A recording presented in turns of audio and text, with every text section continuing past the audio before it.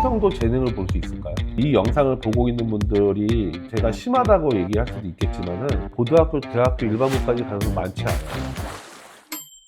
안녕하세요. 안녕하세요, 코치님. 오늘은 제가 무엇을 하려고 하냐면요, 미소년을 둔 학부모님들이 저한테 이렇게 자주 하는 질문들이 있어요. 한번 그거에 대해서 답을 한번 해보려고 하거든요. 그래서 지금 제 앞에 코치님께서 정리를 해주신 질문 5가지가 있는데요. 1번부터 네. 한번 들어가 보겠습니다. 네. 우리 아이에게 수영선수로서의 재능은 언제, 어떤 기준으로 판단하는 것이 맞을까요? 거의 한 80% 질문이요, 재능에 관련돼서예요. 부모님들 입장에서는 내 아이가 얼마나 재능이 있냐가 제일 중요할 것 같기도 해요. 맞아요. 저도 이제 아이들 키워가면서 우리 아이는 뭐 잘하지? 그런 걸 이렇게 보게 되는데, 피디님은 재능이라고 하면은 뭐가 더 먼저 떠올라요? 저는 진짜 재능이 있는 사람들은 수영으로 생각을 네. 했을 때는 기록이 아닐까라고 생각을 하거든요. 그렇죠. 아무래도 네. 이제 재능 있는 사람이 기록이 잘 나올 확률이 크겠죠. 그렇죠? 재능 있는 사람들은 무엇을 배우더라도 금방 습득을 하고. 그렇죠? 맞아요. 근데 이게 수영 선수로서의 재능은요, 내가 타고난 것만큼만 해서 싸우는 경기가 아니잖아요. 그렇죠? 그쵸. 어떻게 보면 내가 타고난 걸 뛰어넘어야지만 그 분야에서 성공할 수도 있고 좋은 성적을 거둘 수 있는데, 이게 재능이라고 하면요, 코치로서 대답하기가 상당히 곤란해요. 나이가 어리면 어릴수록 재능에 따라서 성적이 나눠지긴 해요. 근데 어느 일정한 수준까지 올라가면 그 재능이 그렇게 큰 영향을 미치지는 않거든요. 근데 여기서 재능이 우리가 운동 기능만 포함이 될까요? 그건 또 아닐 것 같아요. 그렇죠. 네. 두 가지 시선이 있는 것 같아요. 재능이라 하면은 타고난 운동 신경 혹은 태도, 심성. 심성도 재능을 볼 수 있을까요? 재능이 어떻게 보면 타고났다는 게 그쵸. 재능이니까 네. 어떤 면에서는 심성도 재능이라고 볼 수는 있을 것 같아요. 예, 그러니까 네. 저는 이제 두 가지 시선이 있어요. 심성이 재능에 포함이 안 된다면 재능은 그렇게 중요하지 않다고 생각이 들어요. 아, 물론 이제 확률 게임이죠. 재능이 좋으면 성공할 확률이 당연히 높겠죠. 근데 만약에 이 재능 안에 심성까지 포함이 된다? 그러면 저는 재능 있는 사람이 잘한다고 생각이 들어요. 그러니까 그 얘기는 뭐냐면요, 재능이 좋다 안 좋다 판단할 수 있는 기준은 없어요. 아주 어렸을 때는 말 그대로 그냥 수영을 잘하는 애들이 있어요. 재능이 있어서. 근데 수영 선수로서의 재능은 중학교, 고등학교, 대학교까지 올라가잖아요.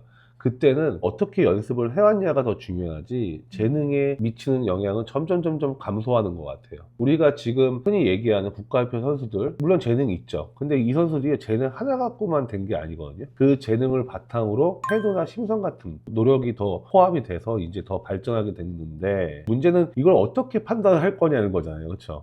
저는 이거를 어떻게 좀 상담을 하냐면요, 이 아이가 진짜 수영이 싫어질 정도로 힘들 때 자연스럽게 수영장 가는지. 아, 예, 누구나 좋아하는 건 잘해요. 열심히 해요. 근데 중요한 거는 어떤 자기 기분이나 상황에 따라서 꾸준하게 하는지를 봐야 된다고 생각하거든요. 그러니까 저는 우리 아이 재능이 있는 것 같아요. 그러면 타고난 운동신경은 있어요. 근데 봐야 돼요. 왜? 결국에는 재능을 뛰어넘는 영역까지 가야 되기 때문에 단순하게 운동 기능이 타고났다고 해서 그 분야에서 성공한다고 장담이 안 돼요.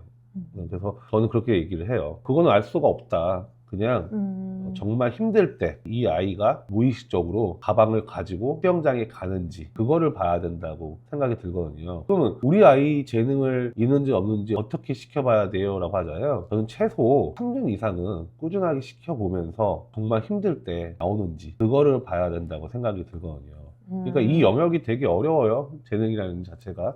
그러니까 정리를 하자면 네. 단순히 레이스를 잘하는, 기록이 잘 나오는 그런 재능뿐만이 아니라 열심히 하는 그런 태도와 이 사람이 정말 힘들 때 그래도 힘들어도 해야겠다라는 마음을 가지고 수영장을 가는지와 네. 그리고 거기 플러스 노력, 그쵸. 이게 모든 것이 다 종합이 되어야 이제 수영 선수로서의 재능이 있다라고 이제 판단을 하시는 그쵸. 거네요. 네. 우리나라는요, 진짜 재능 있는 선수 엄청 많았어요. 근데 그 선수 중에서 고등학교, 대학교 일반부까지 가는 선수 많지 않아요. 그리고 현재 대표팀에 있는 친구들도 엄청난 재능이 있어서 거기까지 가는 친구도 있죠, 당연히. 근데 다가 아니에요, 그게. 아마 대표팀 애들한테 너희들은 재능이 좋아서 대표팀 된 거야 라고 얘기한다면 되게 억울할 거예요. 그들이 했던 노력을 폄하하는 말처럼 느껴질 거예요. 그러니까 봐야 돼요. 이 재능은 쉽게 판단할 수 없고요. 그 다음에 처음부터 재능이 있다 없다고 판단한 거는 그 아이를 낙인시키는, 낙인 효과가 돼서 더 좋지 않지 않을까 싶어요.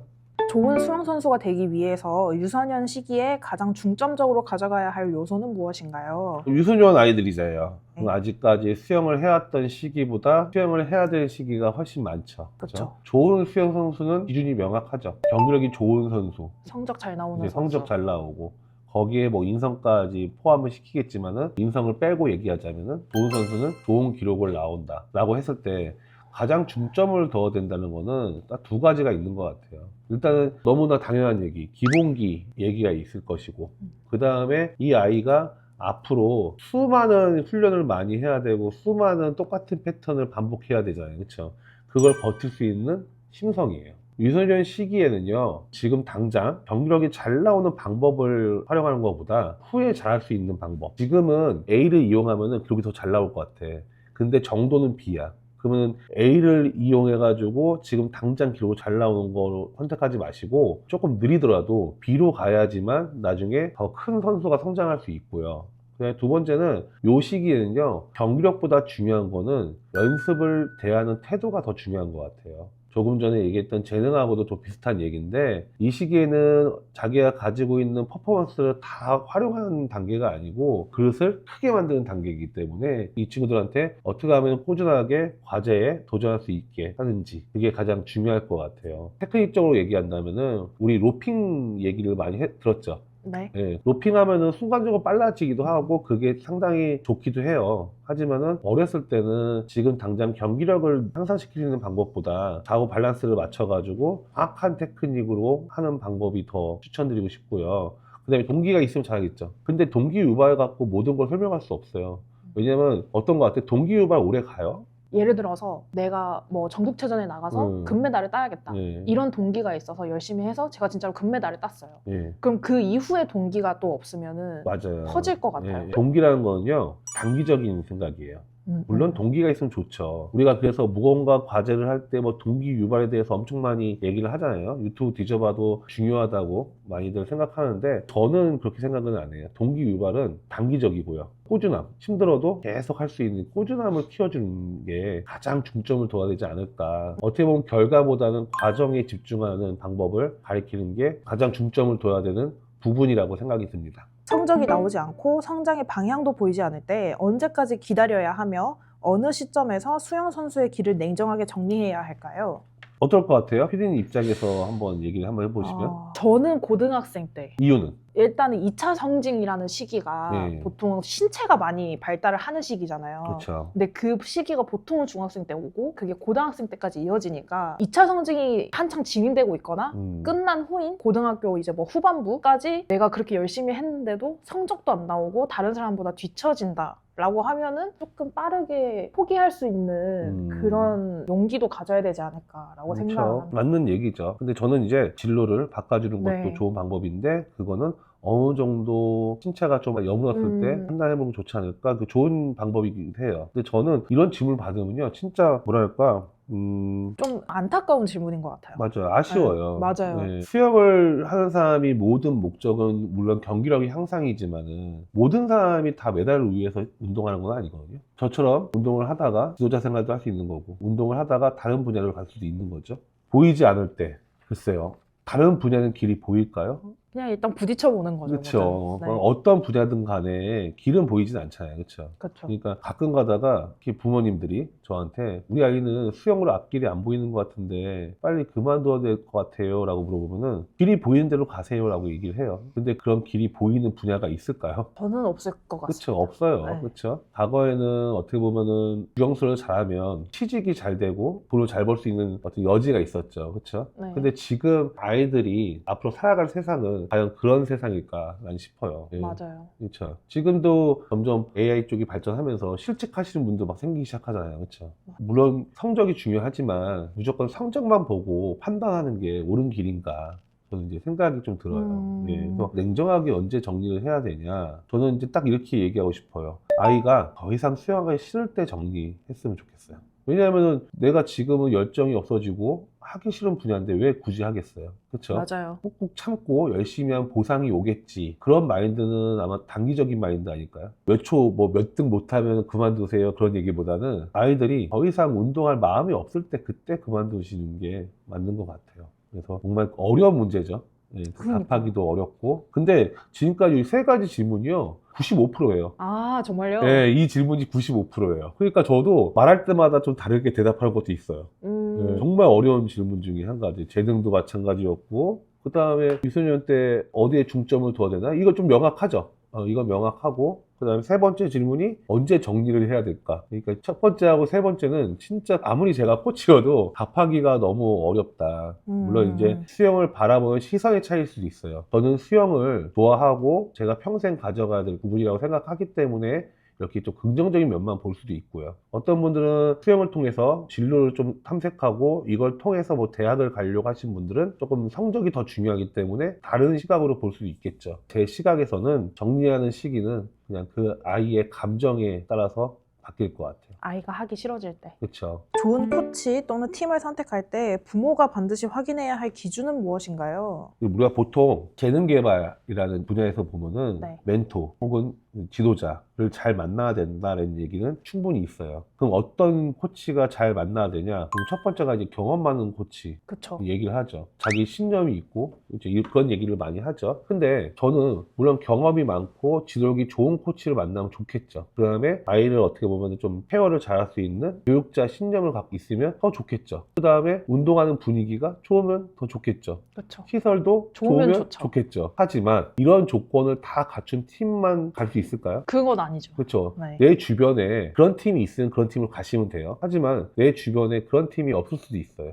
맞아요. 그렇죠. 네. 근데 저는 여기서 명확하게 얘기할 수 있는 부분은요. 지금 경험이 많은 코치 좋아요. 하지만 코치도 성장을 해야 되거든요. 그러면 3학년 때 만난 코치가 있을 거예요. 근데 이 코치는 아직 신인이에요. 근데 신인이라고 무조건 못 가르치는 건 아니거든요. 그렇죠. 그러니까 저는 그렇게 판단하고 싶어요. 이 코치가 성장 중인 코치인지 성장이 끝난 코치인지.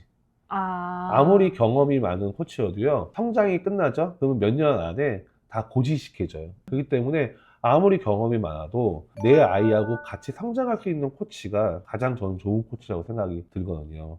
아무리 경험이 없어도요, 이 코치가 열정이 있고 지도자로서의 신념도 있고 성장을 하려고 하는 코치다. 그러면 저는 과감히 경험이 없어도 그 코치한테 맡기라고 해요. 물론 예외사항은 있어요. 고등학교 정도 수준이 되고 대학교 실업팀 정도 수준이 되면 아무래도 처음 지도자 하시는 분들은 조금 어려움이 있겠죠. 그쵸. 네. 하지만은 유소년 정도의 나이대에 있는 코치들은 같이 성장할 수 있고 같이 뭔가 배우려고 하는 코치들 있잖아요. 그런 코치들하고 같이 하는 것도 좋은 방법이라고 생각이 들어요. 물론 경험 많은 코치 좋죠. 좋고 시설 좋은데 좋죠. 하지만 저는 좋은 팀과 좋은 코치를 부르짖는 거는 성장이 가능하냐, 네, 성장 중에 있냐. 저도 마찬가지인 거예요. 저도 처음부터 지도력이 좋았던 것도 아니고 지금도 많이 부족해서 공부를 하고 있지만은 저도 어렸을 때 많은 시행착오를 겪었을 거 아니에요. 하지만 그 시행착오 때문에 그 선수를 더 한번 생각하게 되고 더 지도하는데 세밀하게 더 고려사항들을 체크할 수 있겠죠. 그러니까 성장 중인 코치가 가장 좋을 것 같아요. 코치의 입장에서 볼 때 아이의 성장을 가장 직접적으로 저해하는 학부모의 행동은 무엇인가요? 요거는 이제 말도 많이 나올 수 있는 부분이죠. 왜냐하면 학부모에서 바라보는 코치가 있을 것이고 그쵸. 코치에서 바라보는 학부모가 있을 것이죠. 그쵸. 여기서 전제 조건이 있어요. 아이가 스스로 망가지는 경우는 많이 없어요. 인터넷이나 TV 이런 데서만 봐도 부모가 잘못 가르쳐서 망치는 경우가 정말 많더라고요. 맞아요. 여기 이제 부모라고 하지 말고 어른이라고 할게요. 어른. 어른이 코치도 해당이 되는 거죠. 네. 그러니까 아이가 혼자 망가지는 경우는 그렇게 많지는 않아요. 제가 경험이 쌓이면 쌓일수록 느끼는 건 뭐냐면 어른 때문에 망가지는 애들이 거의 대다수예요. 참 안타깝죠. 안타깝네요. 네. 물론 저도 어렸을 때 실수를 많이 해서 되게 미안한 부분도 많아요. 선수들한테. 근데 이제 코치 부분을 빼고 제 입장에서 봤을 때 학부모가 아이의 이제 성장에 조금 저해가 된다? 하지 말아야 할 행동들? 그게 뭐냐면은 진짜 할 얘기가 너무 많아요, 이거는.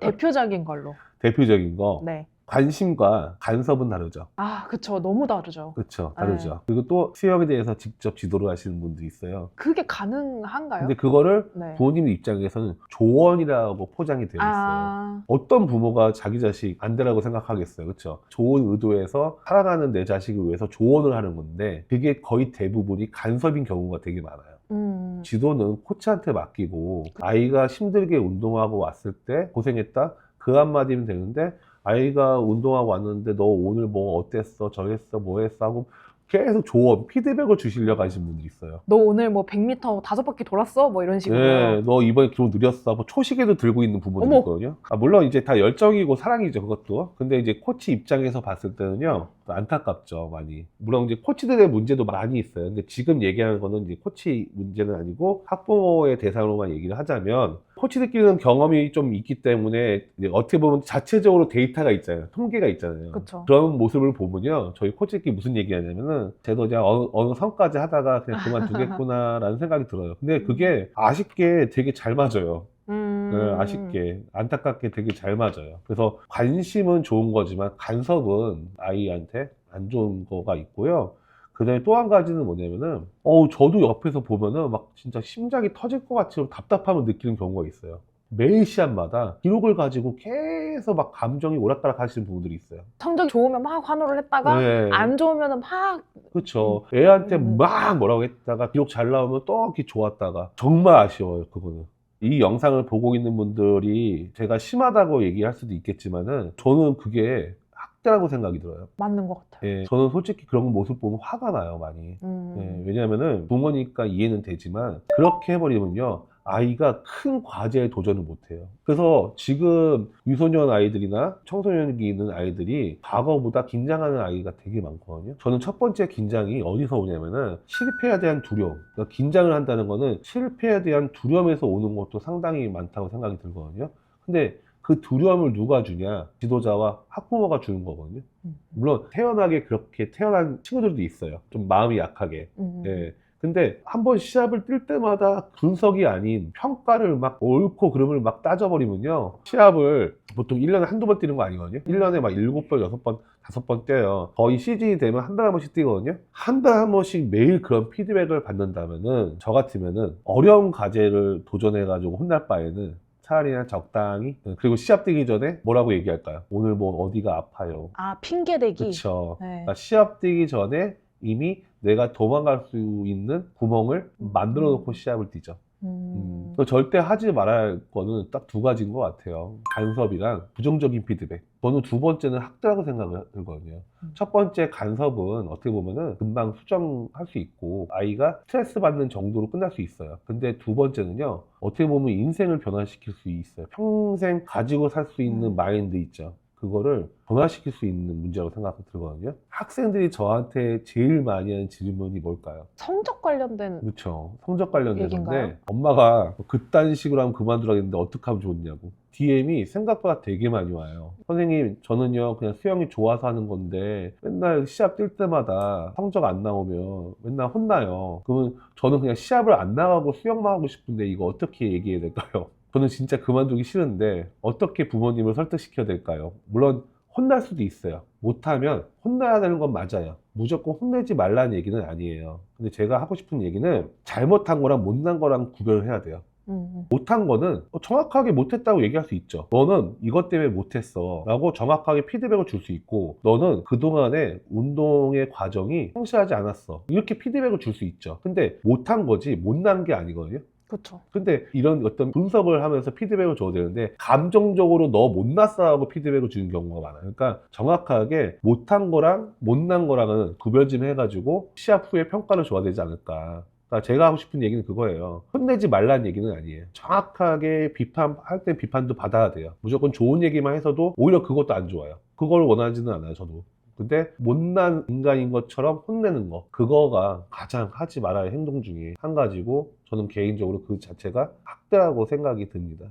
그래서 이렇게 가장 저한테 많이 오는 5가지 뽑아봤어요. 이거 말고도 할 얘기는 정말 많죠. 많은데 마지막으로 정리를 하자면은, 재능이 있다 없다 판단은요, 정말 힘들 때까지 시켜봐서 이 아이가 그래도 수영장을 가는지 그걸 판단을 하셔야 되고요. 가장 유소년 때 중점을 둬야 될 부분이죠. 당연히 기본기와 심성을, 힘들고 지겨운 패턴을 이겨낼 수 있는 심성을 키우는 데 초점을 맞춰야 돼요. 경기력이 아니라. 그 다음에 언제 그만둬야 돼요? 이거는 아주 명확하게 얘기할게요. 그냥 아이가 더 이상 운동할 마음이 없으면 그때 그만두는 거지. 지금 나는 운동이 너무 좋은데 앞길이 안 보인다, 그만둬라. 그러면 이 아이는 뭐가 될까요? 자신의 삶을 살지 않는 거예요.